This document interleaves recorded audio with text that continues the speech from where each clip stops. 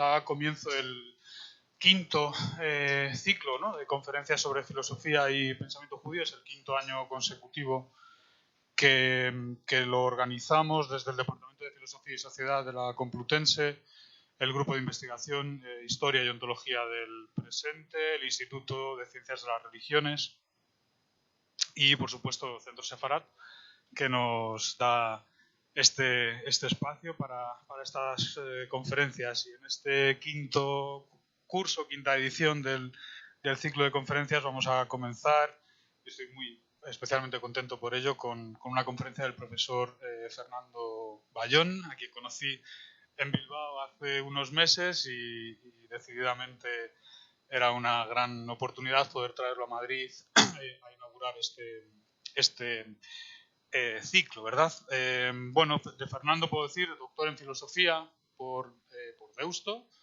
Ha hecho estancias en Tübingen, en Yale, he estado viendo, estuvo en el Instituto también de Filosofía del Consejo Superior de Investigaciones Científicas, tiene la condena de ser vicedecano, tenemos la condena de ser vicedecano en su caso de investigación en la Facultad de Ciencias Humanas y Sociales, ¿verdad?, de la Universidad de Deusto. Es gran conocedor de Thomas Mann, al que ha dedicado varias publicaciones, y en todo caso mencionar su último libro, publicado en la editorial Abada y titulado Desmayadas, figuraciones de la impotencia femenina en el arte. Como sabéis, esta tarde nos va a hablar de sonámbulos y de expatriados en la escritura de Hermann Broch. Agradecerte mucho, Fernando, que hayas hecho el esfuerzo de venir a Madrid y acompañarnos esta tarde. Bien, gracias a ti, Roberto, y gracias a todos y a todas las personas que nos acompañáis aquí. Y el esfuerzo de querer pasar una tarde de lunes, no en mi compañía, sino en la compañía de Hermann Broch, que no es precisamente el más popular de los escritores del siglo XX, pero que es sin duda una de las personalidades más fascinantes, más nucleares, sí, más atractivas de un consorcio de autores que es ciertamente espectacular. Fato Profugus, el título evidentemente remite al inicio de la Eneida de Virgilio, y de Virgilio tendremos que hablar en la medida en que la obra maestra más conocida, no sé si más leída, pero sí más conocida es desde luego la muerte de Virgilio. Nunca reconozco el lenguaje en mi boca, ni las palabras escritas, y lo que digo sucede en un discurso perdido o en uno futuro. No es sino seducción y ser seducido. Y ese miedo que invade al hombre cuando descubre que grito y que eco, que el gesto y que la comprensión, todo lo habitual, es como algo regalado para siempre y de repente puede extinguirse. Y que él está solo. Y que está solo en mitad de la vida. Una de las facetas menos conocidas de Hermann Broch, 1886-1951, es probablemente su poesía. Y he leído parte de un poema titulado precisamente En mitad de la vida. Me habría gustado dar seguramente otro título a esta conferencia, pero llego tarde, como Broch, quien llegó a tiempo precisamente por llegar tarde. Pero yo no soy ni Malcolm Lowry ni Lobo Antunes para permitirme un título de 3 o de 4 líneas. Pero si lo hubiera sido, yo habría titulado a esto así. Ninguna palabra viviría si no temblara por el extraño sonido de otro valle. Ninguna palabra viviría si no temblara por el extraño sonido de otro valle. Voy a dejar este verso, o 2 o 3 versos de Broch para recuperarlos más adelante y que así ustedes no se vayan. Hermann Broch, leves apuntes biográficos para una personalidad, repito, nuclear en cierto sentido en su tiempo y que sin embargo me temo que no es tan conocido como coetáneos suyos, ni como estrictos coetáneos suyos como Robert Musil, el celebérrimo autor de Der Mann ohne Eigenschaften, el hombre sin atributos, o incluso autores a los que él patrocinó y después ejercieron también una labor de publicistas de la obra de Broch, como pudieron ser Elias Canetti, por citar solamente algunos que probablemente tengan mayor fama que Hermann Broch. Nació el 1 de noviembre del año 86 en Viena, por lo tanto es hijo del tan celebérrimo fin de siglo vienés, esa suerte de consorcio milagroso de nombres de todos los ámbitos de la cultura, desde, en fin, la eclosión del Círculo de Viena y del positivismo lógico, y Wittgenstein, hasta el universo de la arquitectura, Hoffmann, Loos, desde luego Klimt y Schiele en el ámbito de las artes plásticas, por no citar toda la caterva de maravillosos literatos, alguno un tanto sobrevalorado y que se beneficia del prestigio de la época, que circundan esa Viena gloriosamente crítica. Hijo de un fin de siglo e hipercrítico como hijo de los rasgos de ese fin de siglo. Digo que es un hombre tardío porque la vocación literaria de Broch es una vocación temprana, pero que se expresa pasados los 40. Y hasta los 40 años prácticamente Broch apenas publica una suerte de variación sobre el motivo de Hamlet, titulado precisamente Ofelia, y una novelita de corto alcance.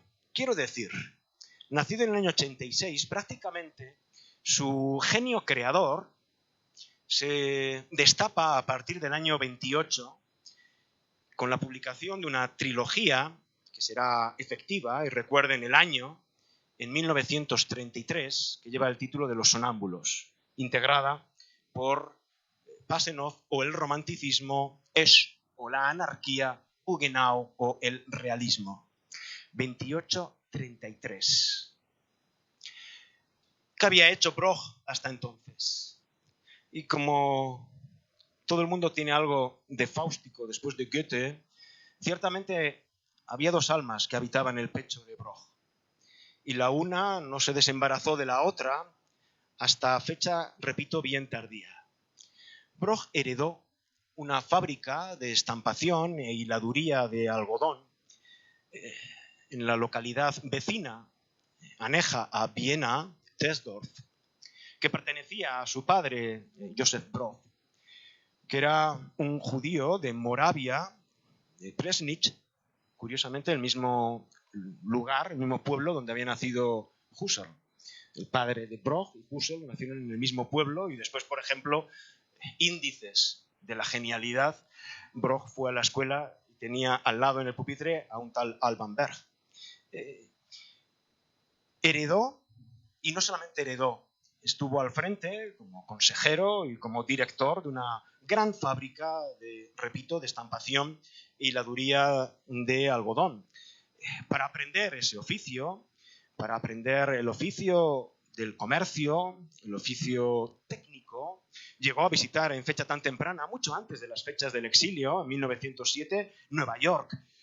Y además era una suerte de gran fábrica que tenía alrededor, una suerte de company town, es decir, esas ciudades en las que residenciaban las manos de obra que se empleaban en esas fábricas, creando esos microcosmos tan curiosos que finalmente estallaron en la época de Weimar.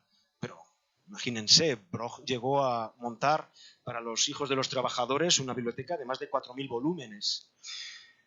Prácticamente hasta los 40 años, Broch, que se formó en el ámbito de la, repito, de la ingeniería, del ámbito del comercio, del ámbito de la técnica, apenas escribió y apenas se destapó en esa vocación estrictamente literaria. Es curioso cómo este hombre, que murió en el 51, es un genio que explota tan tardíamente. Hannah Arendt llegó a decir que fue un poeta contra su voluntad, y yo no estoy de acuerdo. El hecho de que fuera tardío no significa que fuera un poeta contra su voluntad. El hecho de que ese alma de poeta se le desgarrara casi a partir de los 40, creando una de las producciones más densas, más, repito, fascinantes del tramo más peliagudo del siglo XX, entre el 33 y el 51, no significa que fuera contra su voluntad poeta.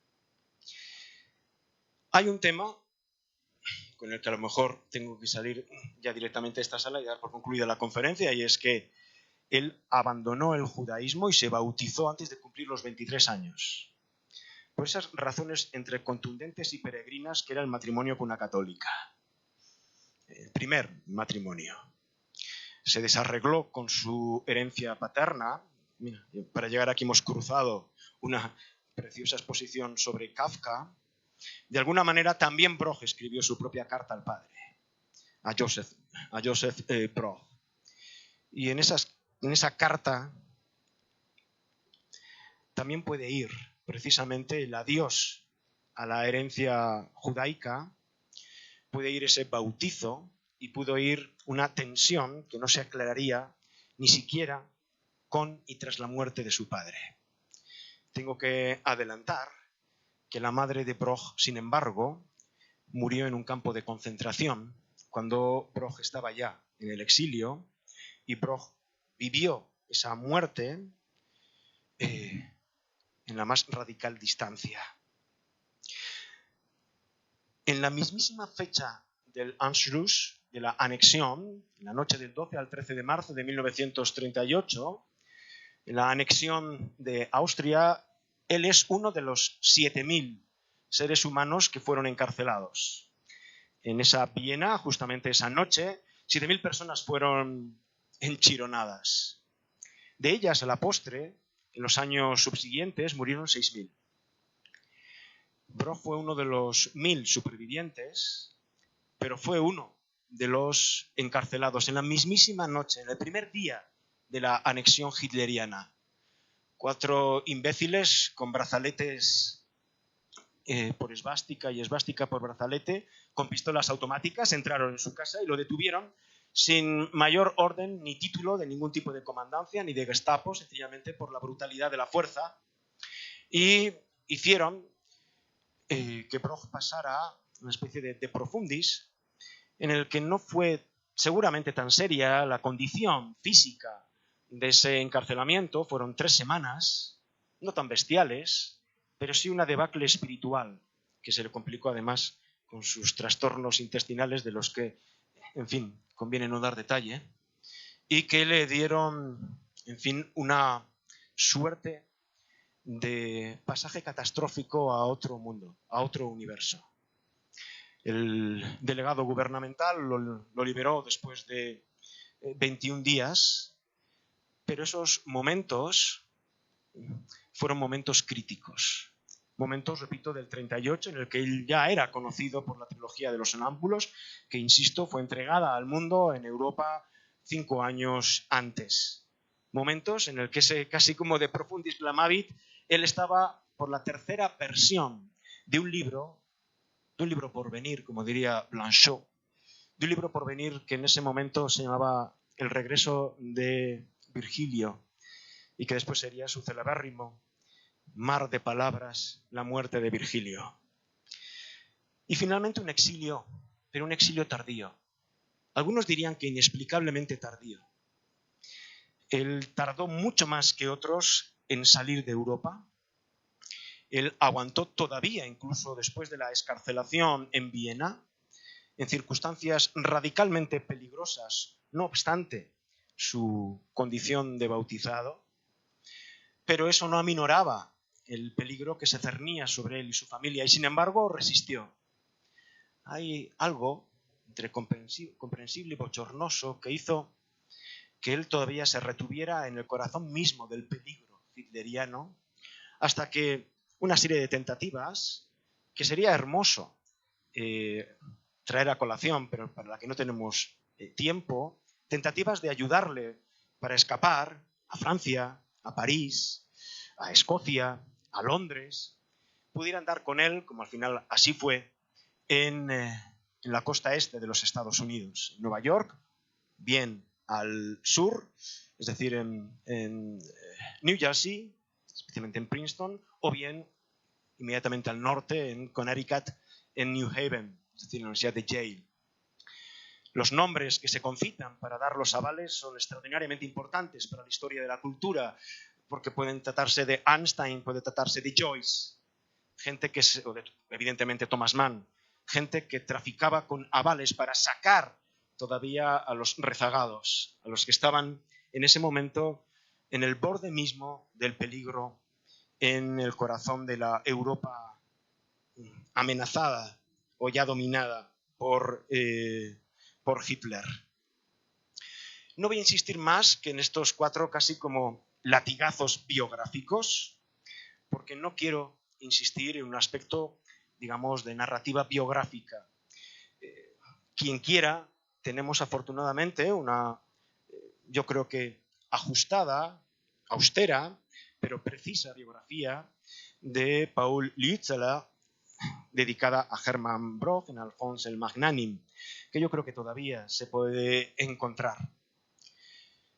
Fue uno de los grandes críticos de la cultura y lo que puso encima es, y aquí empieza la parte más densa, les aviso, después respiraremos con poesía, pero vamos un poco con la fundamentación filosófica del discurso brochiano a partir de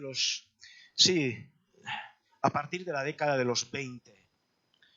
Broch se hizo famoso, de alguna manera, por un proyecto que él no pudo desarrollar como libro y que tuvo que invaginar en la tercera entrega de la trilogía sobre los sonámbulos, en Huguenau, o el realismo. Era un discurso sobre lo que él denominó la degradación de los valores. El concepto de valor es un concepto capital. Se ha traficado tanto, se ha banalizado tanto el tema del valor que parece que le da a uno vergüenza ponerlo encima de la mesa. Pero él fue uno de los que categorizó el valor y que reflexionó sobre esa categoría para hacer un diagnóstico brutalmente persistente sobre lo que estaba ocurriendo en la Europa de los años 20, en la proximidad del peligro máximo. ¿Cuáles son las notas de ese discurso y de ese diagnóstico sobre la degradación de los valores? Hay, dice él, como 2 tonos, 2 notas en que se siente esa degradación de los valores. Usa la palabra pulverización y la palabra petrificación. Estamos asistiendo, dice, repito, en los años 20, a una suerte de pulverización de la existencia, de pulverización del valor individual, subjetivo, inalienable, fresco, vital de cada una de nuestras existencias. Pero al mismo tiempo estamos asistiendo a una suerte de gigantesco resurgir del rigorismo, de fascinación por una suerte de absolutismo, de fascinación de nuevo por vocablos petrificados en que se congela nuestra vida. Pulverización y petrificación. En Huguenau o el realismo verán ustedes como la forma narrativa, la forma novela, estalla por los aires y todas las costuras revientan introduciendo elementos ensayísticos y filosóficos entre los que se encuentran precisamente textos como este. Cito: es esta religiosidad muda, religiosidad radical, religiosidad carente de ornamentación. Es esta infinitud del rigorismo lo que constituye el estilo de la nueva época. La manifestación del punto de plausibilidad, retrocedido hasta el infinito, radica en esta rigurosidad de lo divino, en esta pulverización total del contenido terrenal. ¿Hay acaso que ver la raíz de la desintegración de los valores? Sí. Parece que hemos entendido solamente el sí y menos la pregunta. Hay aquí una reflexión sobre, seguramente, la hipótesis también de mayor recorrido sobre la génesis de la de la modernidad, la hipótesis de la secularización. Estamos en un mundo que clama por fuerzas auxiliares que nos den el sentido que ninguna comunidad religiosa nos puede ofrecer. Hay una suerte, en Broch, de comparación entre la religión y la arquitectura. Ustedes recuerdan seguramente el texto de Adolf Loos, Ornamentación y delito. Esa suerte de gigantesca ascesis, esa suerte de gigantesco despojamiento de todo lo accidental, esa especie de limpieza de todos los paños de la arquitectura de nuestro tiempo, esa suerte de enfrentarnos a lo puro, ¿nos está dando de nuevo el sentido? Dice él, ahí está clamando un falaz neoprotestantismo. Esa especie de enfrentarnos a un Dios absolutizado, sin remedios terrenales, y resulta que nos hemos quedado sin Dios y sin remedio y cara a cara con un absoluto devenido en terror. El miedo está en el centro de una comunidad que bascula entre haber perdido una iglesia, las viejas sensaciones comunitarias que daban las iglesias, especialmente en la órbita del cristianismo, esa sensación de resguardo, esa sensación, ¿no?, de ritualización de la existencia, que establecía una suerte de magia, de remedio, de ritualización, que a través de mil y una mediaciones permitía bascular tus pobrezas inclinándolas hacia el otro lado. Y si te quitan esa frescura, y si te quitan esas mediaciones, y si te quitan precisamente todas esas ritualidades, ¿con qué te quedas? Te quedas sencillamente con un grito, con una especie de llamada de socorro. ¿Y quién va a atender esa llamada? Cuando las iglesias han decaído en sus fuerzas, cuando los absolutos están absolutamente alejados. ¿Quién va a ser el listo que te va a prestar el auxilio? Esa suerte de neocomunitarismos, esa suerte de remediadores mágicos de todos los desencantos y todas las pobrezas, esa especie de profetas deambulantes típicos de los años 20, hay que verlos con sagacidad, hay que verlos también con miedo, porque ellos están atendiendo a nuestros miedos. No voy a insistir más en estas categorías, porque dice él, y en términos tremendamente polémicos, también en la tercera entrega de Los Sonámbulos, dice él, en el judío, Europa odia la imagen de su propio futuro. En el antisemitismo, Europa se odia a sí misma. En el antisemitismo, Europa odia su propio estado de indecisión. Indecisión entre volver a una iglesia universal, cuyos regazos maternales están desvencijados, o tener que soportarse valerosamente ante un Dios puramente abstracto y sin remedios terrenales, el protestantismo absolutizado. Y esa angustia, esas llamadas a las fuerzas auxiliares de una comunidad divina, en un momento en que ésta se siente como una copia estereotipada de la comunidad que alguna vez existió, se expresa mediante gritos de socorro. ¿Y quién atiende a esos gritos de socorro? Repito esta frase de Broch. Vivimos en copias estereotipadas de comunidades que alguna vez existieron. Esto, en los labios del ascenso de los totalitarismos, en el umbral del poderío popular del nacionalsocialismo, parece que apunta, puede ser, en una dirección polémica, crítica, diagnóstica, que no sé si fue bien atendida. Vivimos en un tiempo mudo, cruel y falazmente neutral. Estas digresiones sobre la teoría del conocimiento de Broch tienen un fundamento de alguna manera filosófico. Broch siempre se reivindicó como un platónico de tardía observancia. Dice en Los Sonámbulos, ¿tiene esta época realidad? ¿Posee una realidad de valores en que se conserve el sentido de la vida? ¿O el no sentido de una no vida? ¿Por qué digo que Broch fue un platónico tardío? ¿Y qué sentido tiene reivindicarse platónico en medio del siglo XX? Hay una delicadeza extraordinaria, a mí me parece valiosa, en esta reivindicación del platonismo en Hermann Broch.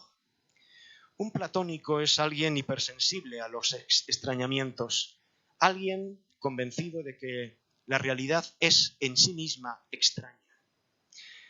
O mejor, que la realidad es no la entraña, sino la extraña de algo más puro e indestructible que no nos es dado alcanzar aquí. Cualquier absoluto se encarna en el mundo no como si fuera un proyectil, dice, disparado por una pistola.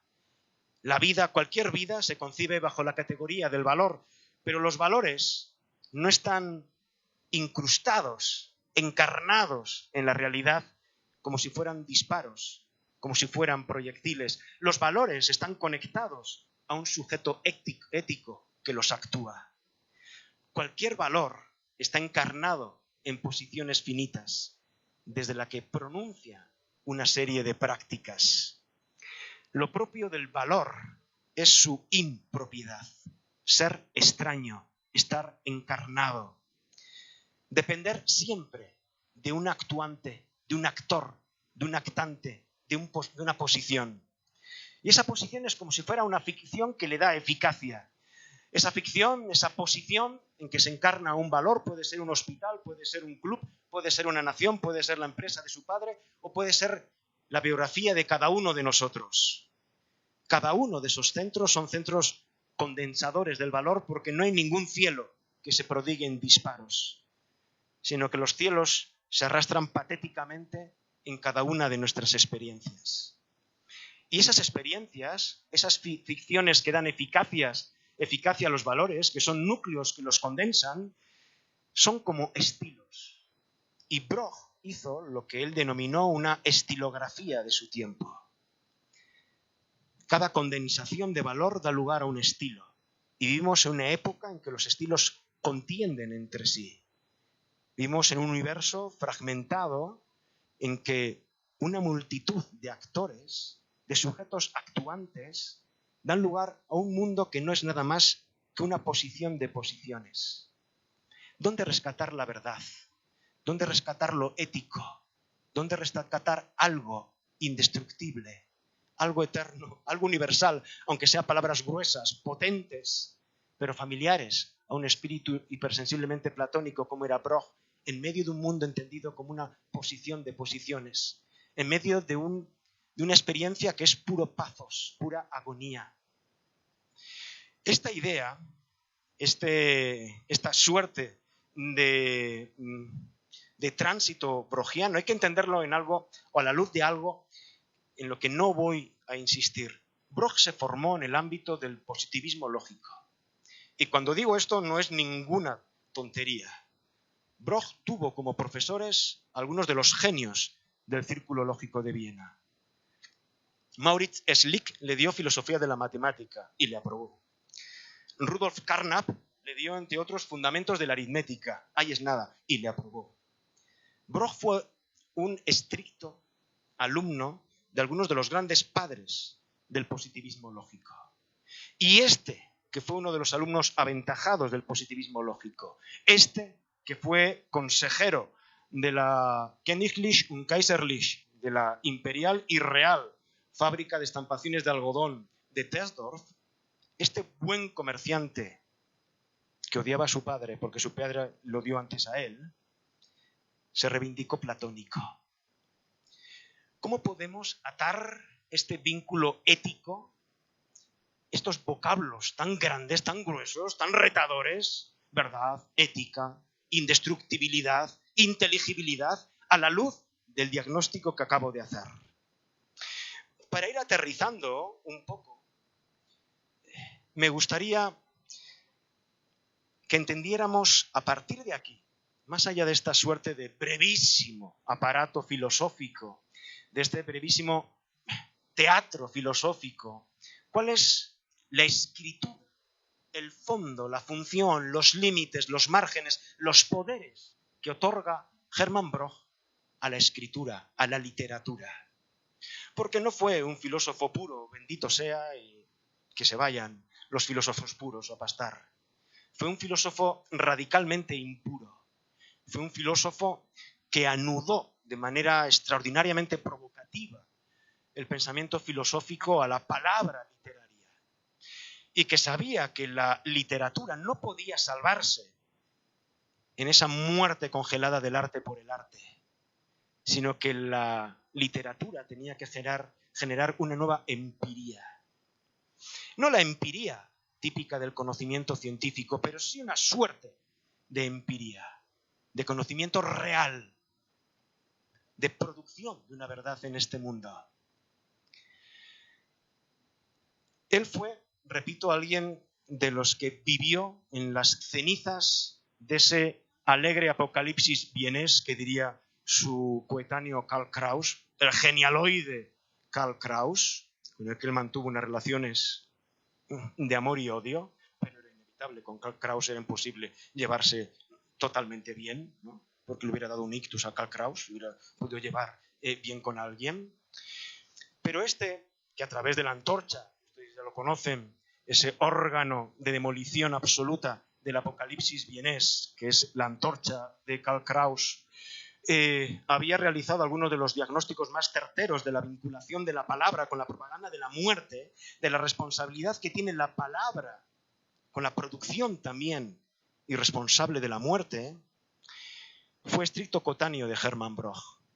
Y Hermann Broch casi le adelanta, no sé, voy a decir por la izquierda, al propio Karl Kraus, en ese diagnóstico de lo que estaba haciendo el arte vienés tras el fin de siglo para salvarse a sí mismo. Uno de los textos más conocidos de Hermann Broch, que aquí está inserto en su célebre libro, y cuando digo célebre, Dios nos libre de entender en sentido lato la celebridad, pero en fin, poesía o investigación, Dichten und Erkennen, pues es como poetizar y conocer, ¿no? Tiene un inserto que les recomiendo, o con el que dialogo, si lo han leído, que está dedicado precisamente al kitsch. El kitsch como delito. Hermann Broch había salido al paso de todas las falsas soluciones en el arte para salvarse a sí mismo en este periodo. Como una extensión de la degradación de los valores, el arte no era inocente. El arte no era la típica solución aparentemente autorredimible. No, el arte tiene que pasar también por el tribunal del presente. Hay que ser radicalmente moderno. Y Broch también lo quiso ser. Se había cargado el naturalismo y todo su falso documentalismo. Se habría cargado el determinismo, hijo más o menos proscrito del anterior, y desde luego atacó con un cuchillo filosófico cualquier naturaleza esteticista. Naturalismo, determinismo, esteticismo, dice, son los maderos podridos del naufragio artístico de nuestro tiempo. Y la idea de los maderos podridos me interesa. Naturalismo, determinismo, esteticismo. Porque ¿qué es el esteticismo kitsch? A veces tan rimbombantemente vinculado con esa cultura centroeuropea, el mundo de Hofmannsthal, al que él dedicó uno de sus más gloriosos encargos de supervivencia. En realidad fue algo que hizo más o menos al final de su vida, 30 páginas, llevaba 130 y todavía no había escrito el nombre de Hofmannsthal. Me tuvo que dedicar un capítulo tercero para poder enchufar como una morcilla el mundo de Hofmannsthal. Pero pongamos que Hugo von Hofmannsthal, con el que se llevó también medio bien, pero con el que tenía tanto que ver, también por su pasado judío, por su querencia desde el fondo judío hacia las ritualidades católicas. ¿Qué es el esteticismo? Una actitud axiológicamente conservadora, inclinada, dice, histéricamente hacia el pasado.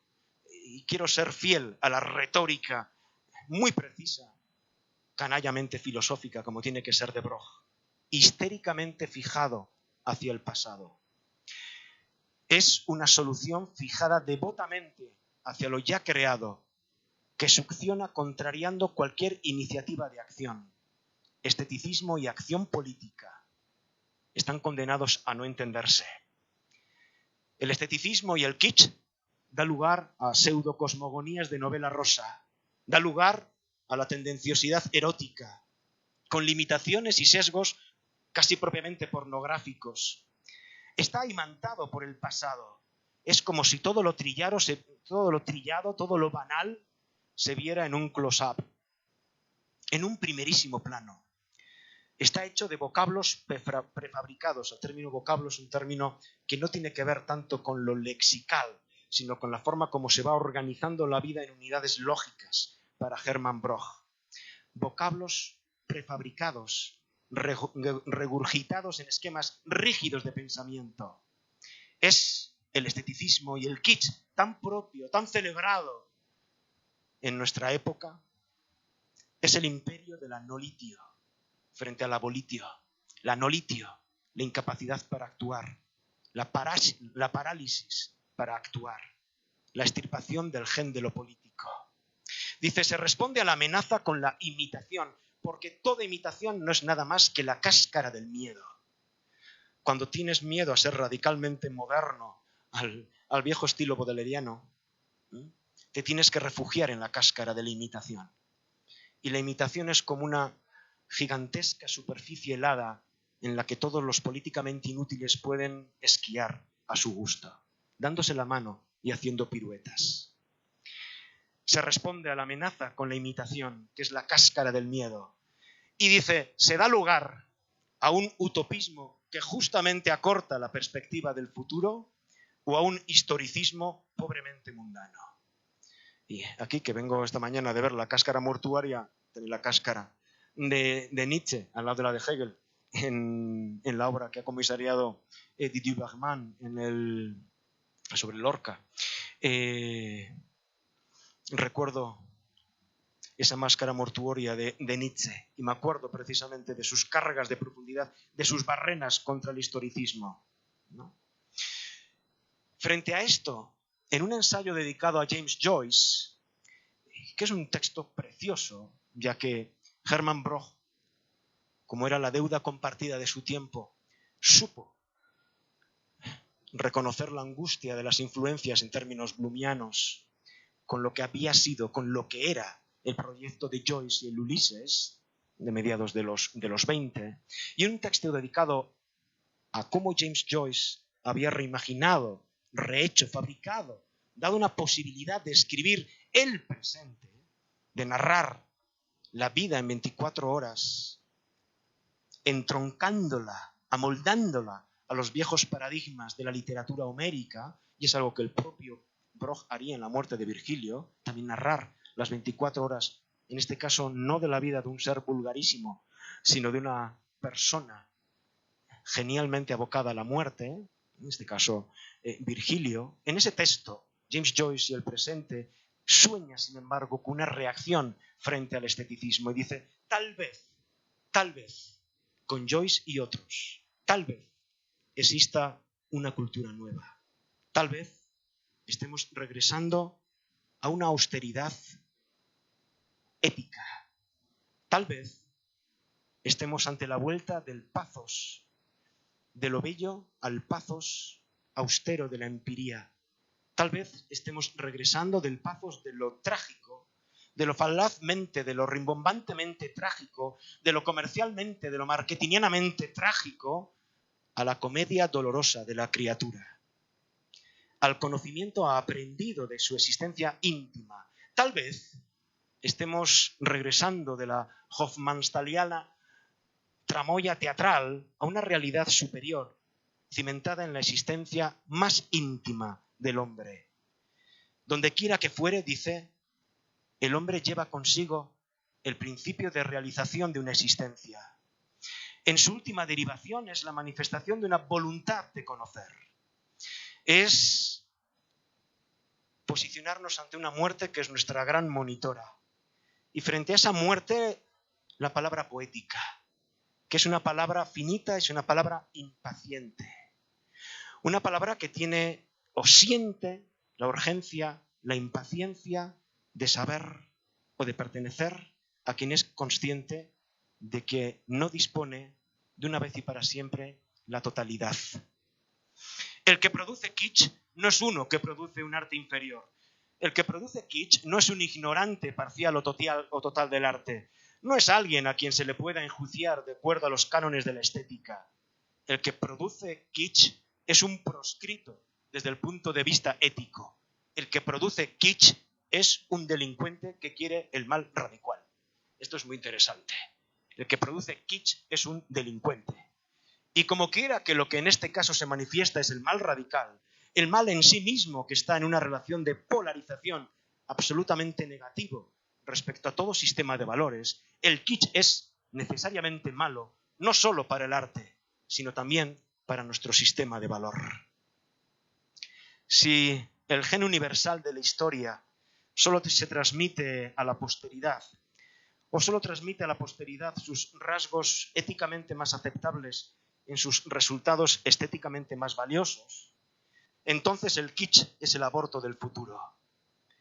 El kitsch es lo que le practica un aborto al futuro, pues no ha sido expresión del estilo de vida de época alguna. Broch podía ser un platónico con miedos, pero no era, como diría en célebre expresión Hans Blumenberg al respecto de Jünger, un apocalíptico con seguridades. ¿Qué tiene que ver el mundo del sonámbulo a la luz de esto que llevamos dicho? Broch no era tan naif como para saber que lo terrenal no es inmutable. Lo terrenal, dice él, es inmutable aunque cambie. Ni siquiera un nuevo nacimiento de todos nos lograría un estado de inocencia recuperado.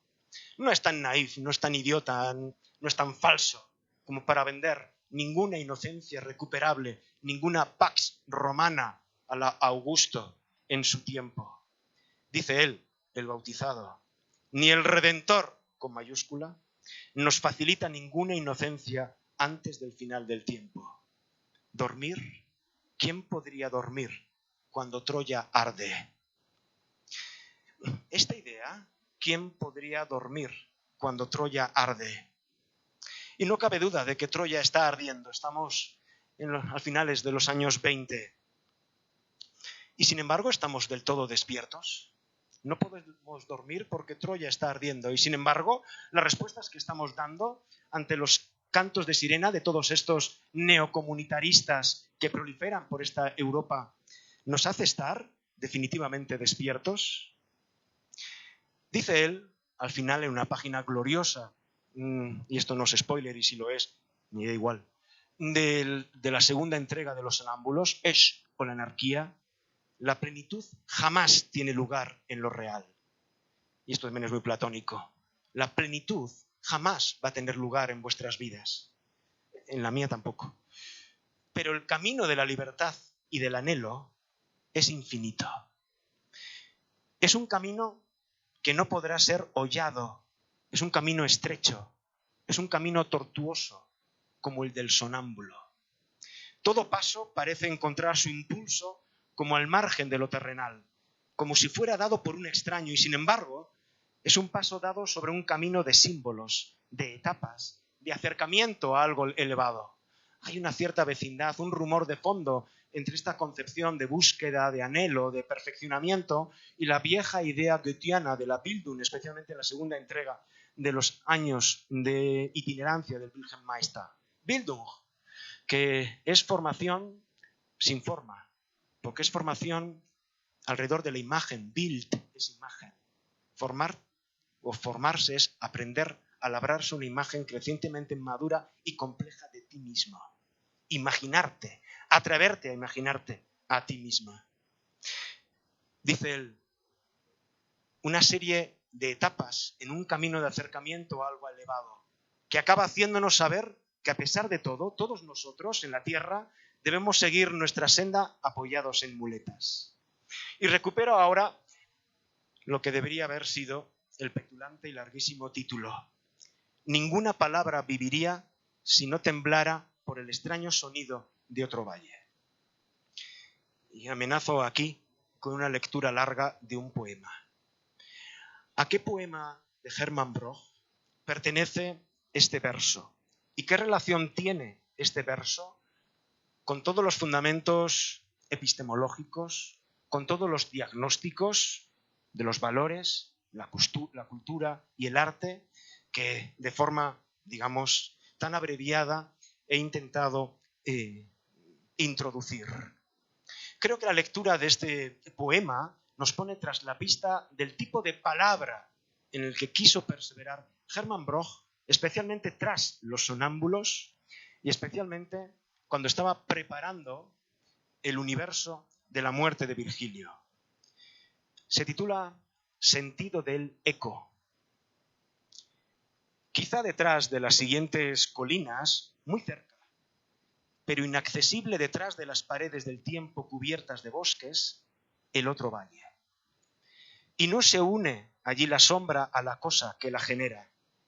No, se unen las cosas a la sombra. Se sitúan detrás, no delante de su sombra. De manera que el hombre que allí camina en forma humana, parecido al vecino de aquí, con 2 pies, que respira y lleva la nariz en la cara, una imagen de nuestro vecino que puede describirse solo como vecino, se sustrae ahora a la descripción. Las palabras del aquí no le alcanzan y está más allá de la palabra. Imperceptible en la percepción, un sonido detrás del sonido. O lenguaje descriptor para sí mismo indescriptible, que busca, empujando hacia lo indescriptible. Ninguna palabra viviría si no temblara por el extraño sonido de otro valle. Por el sonido de un aliento de allí que eleva lo descriptible a lo indescriptible, al porqué sin máscara. Y es el lenguaje sin máscara por el que lucha el hombre. Su sonido es una campana interrogante, lo inexistente como su ser más profundo, lo inamante como su más profundo amor, lo involuntario como su más profunda voluntad, la disolución del humano como su más profunda humanidad, como presentimiento del otro valle, del valle de una vez más, donde la máscara del lenguaje cae.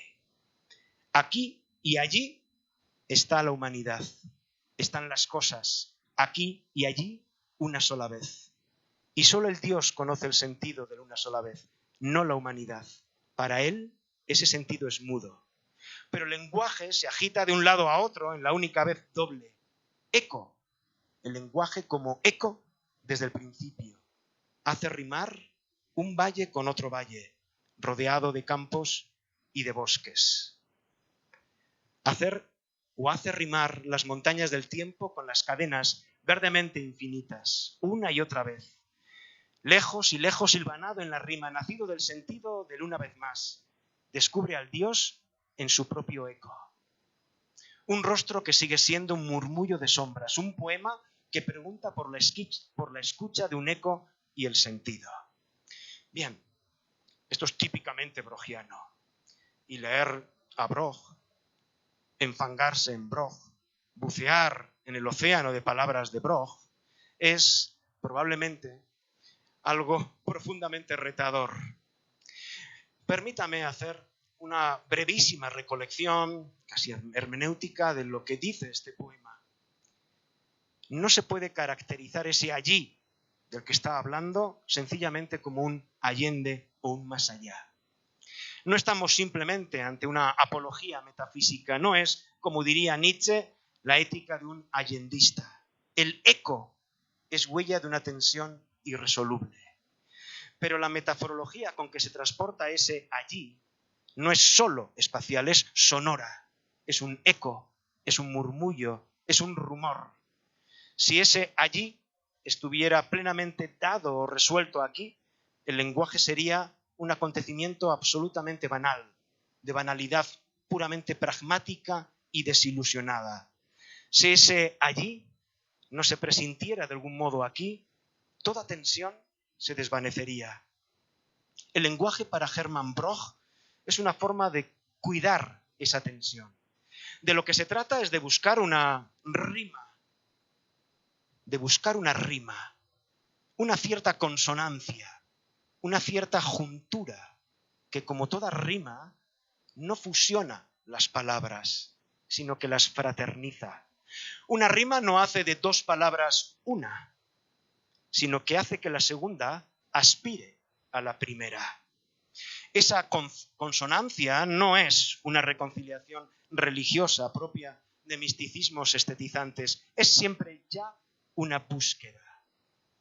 Y de lo que se trata de hacer consonar no son tampoco contrarios. Amor y desamor, por ejemplo, es lo descriptible y lo indescriptible, que platónicamente podríamos decir que no son el ser que es posible alcanzar como vivo y como muertos, en dos lugares, en dos etapas secuenciales, escatológicamente divididas por un juicio. No, en una sola vida hay que conjugar esa tensión del aquí y del allí, de lo descriptible en lo indescriptible y viceversa, como en dos géneros del ser, en una consonancia, no en una fusión, en una rima, en un eco, no en ninguna solución o papilla estetizante.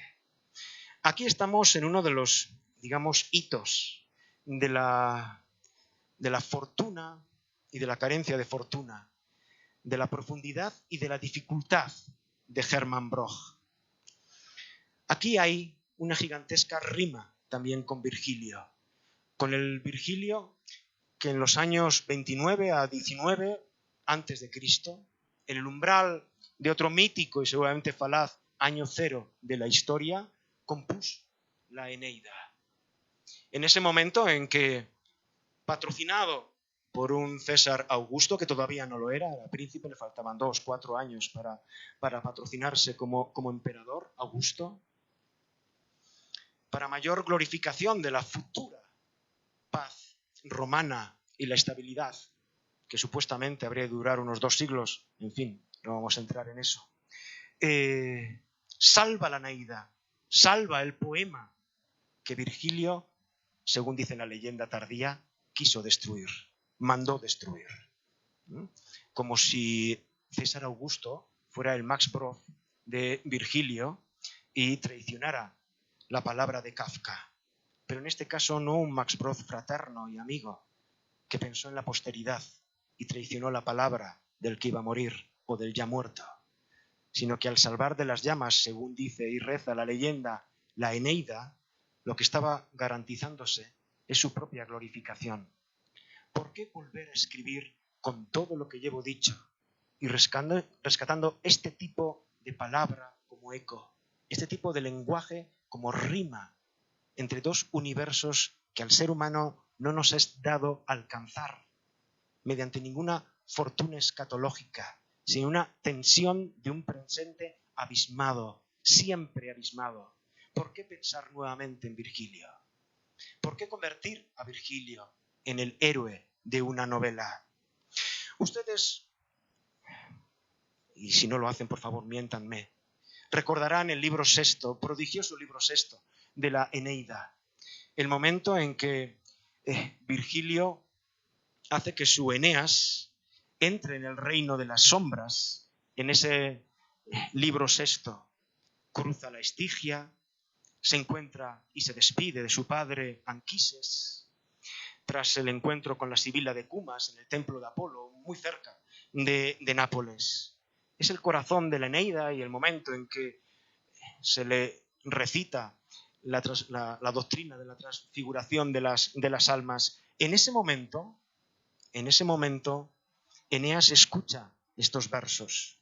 2 son las puertas de los sueños, y si el sueño ha sido verdadero, siempre tendrá 2 puertas. 2 puertas hay, repito, del sueño. Una de ellas es de cuerno, y según dicen, por ellas es fácil salir a las sombras verdaderas. La otra es brillante como la lumbre del albo marfil resplandeciente. Y por la brillante y de albo marfil, los espíritus solo mandan visiones ilusorias a la luz de la altura.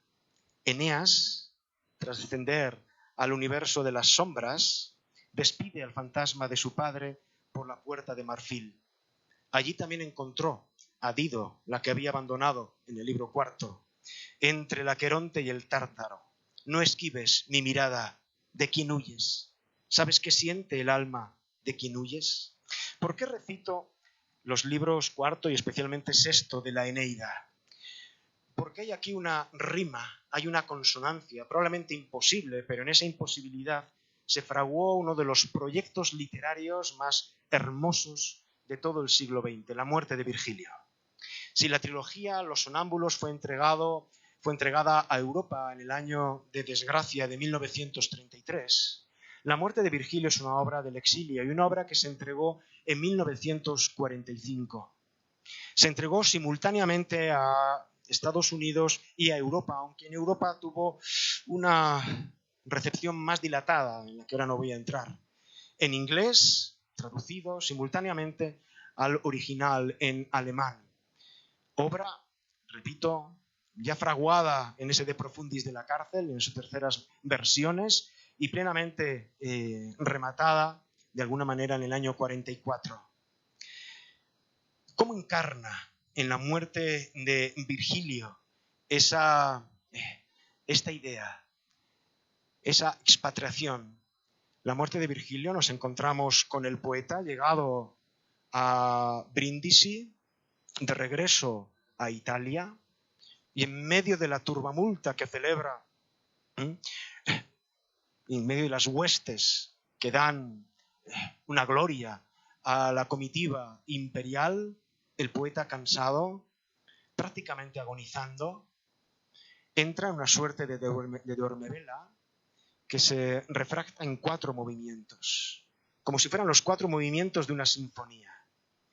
Y en ese mar de palabras, del que maliciosamente los hijos de Thomas Mann, Klaus y Elizabeth decían que lo estoy leyendo y estoy deseando que llegue en números romanos a una página donde ponga 2, ¿no? En todo caso, en ese universo que es la muerte de Virgilio, se produce primero un diálogo entre las fuerzas del poeta y las fuerzas de lo político. ¿Qué tiene que ver el universo de Virgilio, del Virgilio en su relación histórica en torno al año 19, con el futuro político y la glorificación imperial del nuevo César, con lo que hizo Hermann Broch, introduciendo a su Virgilio en el momento de desgracia, de final también de la Segunda Guerra Mundial? ¿Era también un año cero? ¿Era también un umbral promisorio? ¿Se podía ver una paz con garantías? ¿Con qué tipo de mundo estaba dialogando la muerte de Virgilio? Y para dialogar con ese mundo de posguerra, con ese mundo post-holocaústico, con ese mundo del sacrificio, ¿qué tipo de lenguaje había que proponer? Tengan en cuenta ahora todas las diatribas que he dicho contra los esteticismos, determinismos, naturalismos. Tengan en cuenta toda esta suerte de pulverización de los valores. Pongan ahora en juego todos estos rudimentos filosóficos que he contraído a este momento de máxima concentración, que es la muerte de Virgilio. ¿Tiene una obra de arte una vida propia? ¿Su legitimidad existencial es un acontecimiento político sobre el que ningún ego creador puede disponer? ¿O el poeta preserva el derecho inalienable de aniquilarla? En la segunda parte o segundo movimiento, scherzo, diría uno, que es una conversación entre Augusto y Virgilio de la muerte de Virgilio de Hermann Broch, se dice lo siguiente: sacrificio, dice Virgilio. ¿Sacrificio?, cuestiona Augusto. Así es. Y le dice el emperador, el que está a punto de serlo, ¿para qué quieres sacrificar? Y sobre todo, ¿a quién quieres sacrificar? Y dice Virgilio, a los dioses. Y dice Augusto, ¿pero qué dices? Los dioses han fijado los sacrificios que aceptan.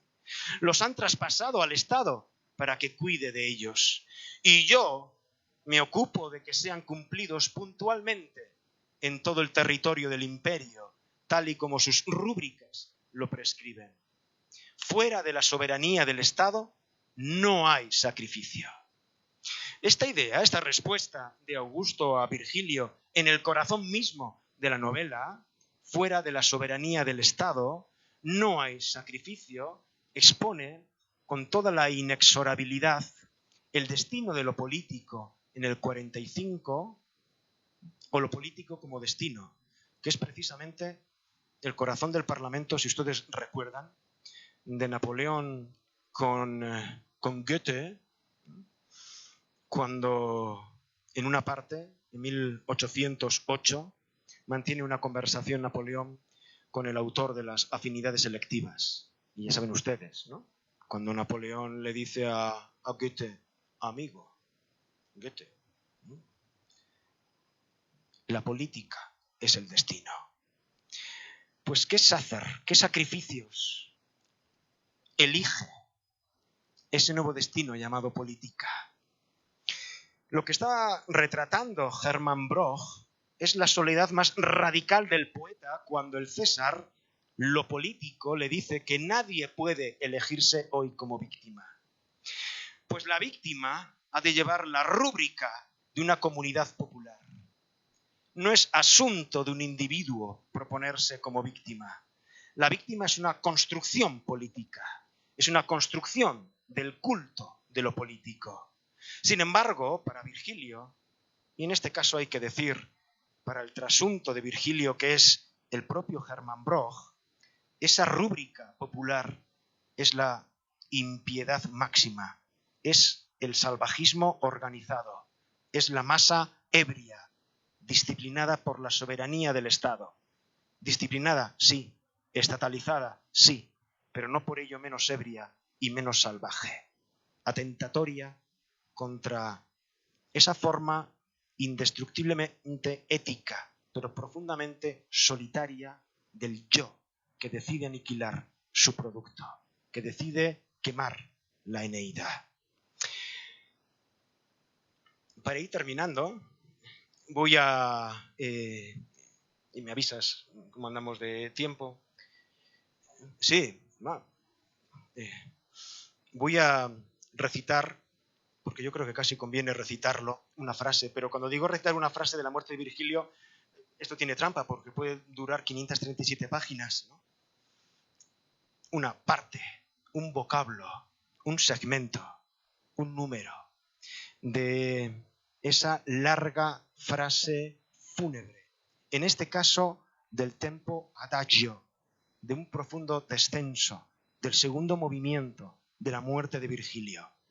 Cuando escapando en un cubículo del puerto de Brindisi, poniéndose a resguardo de la turbamulta histérica de todos esos salvajes que rinden pleitesía a la comitiva imperial, él se funde con los sueños de la infancia, pero sueños que no son meramente idealizaciones del pasado. Es como si fuera una especie de vuelta al reino de las madres, donde los sueños adquieren la plasticidad más viva y están delante. Y en ese momento, delante de un joven, Virgilio pide que le traigan los rollos de la Eneida.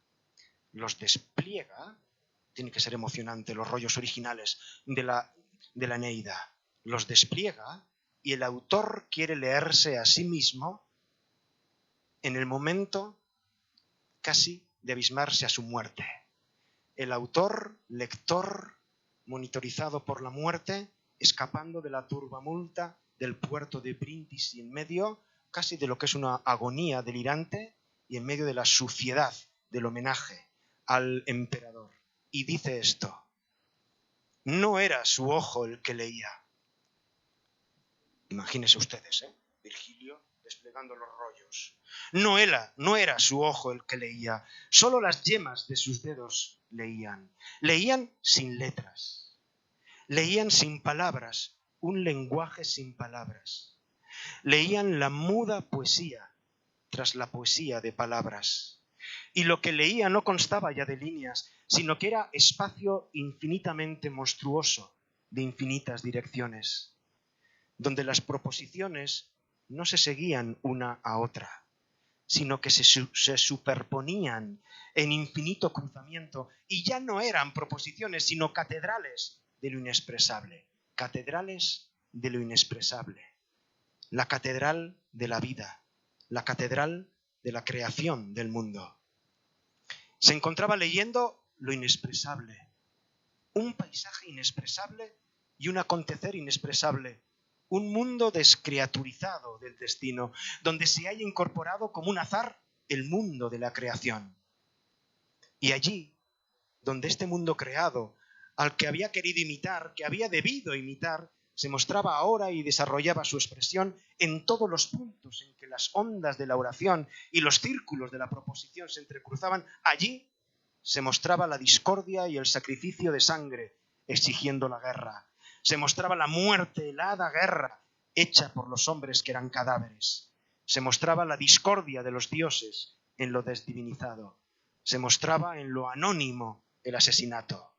Se mostraba en lo anónimo, ejecutado por fantasmas, que son meros nombres, ejecutado por encargo del destino, que tiene hechizados a los dioses.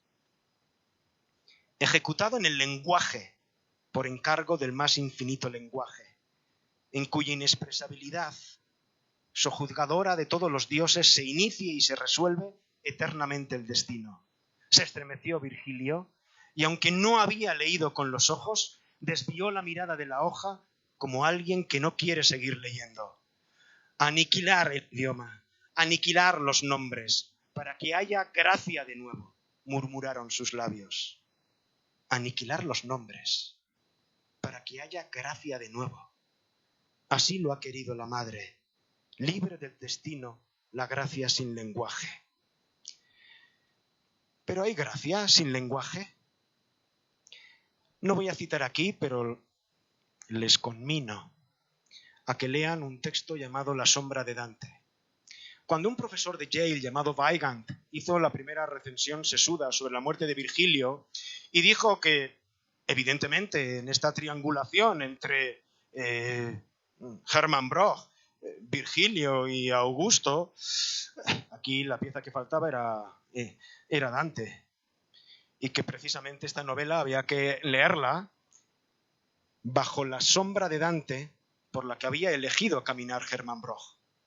Y resulta que esto que dijo ese profesor de Yale como una correcta recepción de la muerte de Virgilio, fue algo que perturbó hondamente al autor, hasta el punto de que soñó precisamente con la sombra de Dante y no pudo, este hombre que estuvo por otra parte psicoanalizándose toda su vida, no pudo deshacerse de ese sueño de pensar que había caminado involuntariamente sobre la sombra de Dante al redactar la muerte de Virgilio, al estar suspendiendo los tiempos, el 45, de su propia obra, con los tiempos, el 19 a.C., del Virgilio y su Eneas, tuvo que escribir un poema, La sombra de Dante, pero no lo voy a leer. Les incito a que lo hagan, pero ¿es posible recuperar alguna gracia? ¿Es posible recuperar alguna gracia aniquilando el idioma?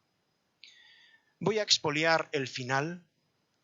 Incapaz de titular bien mis propias conferencias, también soy incapaz de rematarlas bien, así que voy a hacer un expolio de alguien que sí sabía rematar bien sus libros y sus conferencias, Hans Blumenberg. En un texto precioso, impactante, Hans Blumenberg, el texto es Naufragio con espectador, cita un diálogo entre Otto Neurath y Carnap, el maestro de Hermann Broch, y habla sobre la posibilidad de protocolizar de manera científicamente incontrovertible el lenguaje científico.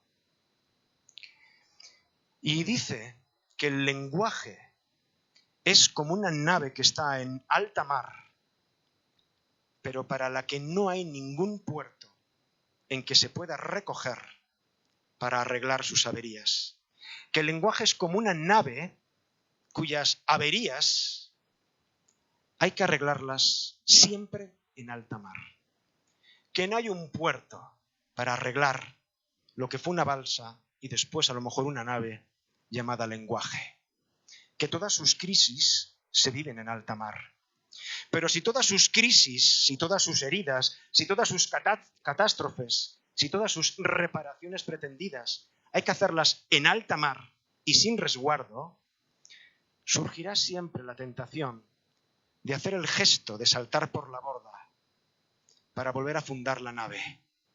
Ese sueño del grado cero de la filosofía, en que fuimos nadadores en un mar atroz y nos construimos, a pesar de todo, unas muletas, como dice Esch, o la anarquía, o una balsa, como dice Hans Blumenberg. Pero incluso los que sueñan con el grado cero de la filosofía y la invención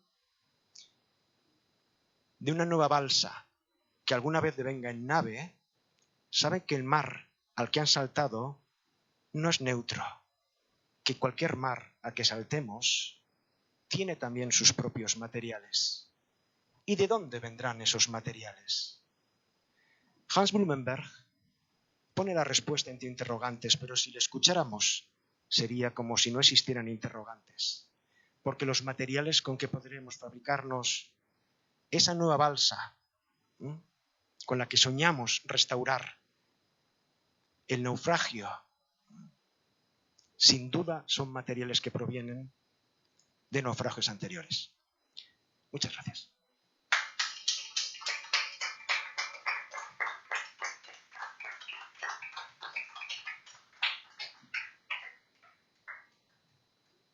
Muchas gracias a ti, Fernando, por una conferencia magnífica. Magnífica. Tenía razón nuestro común amigo ayer cuando me decía: la conferencia será magnífica. La conferencia ha sido magnífica. Se dice eso muchas veces cuando se da una conferencia.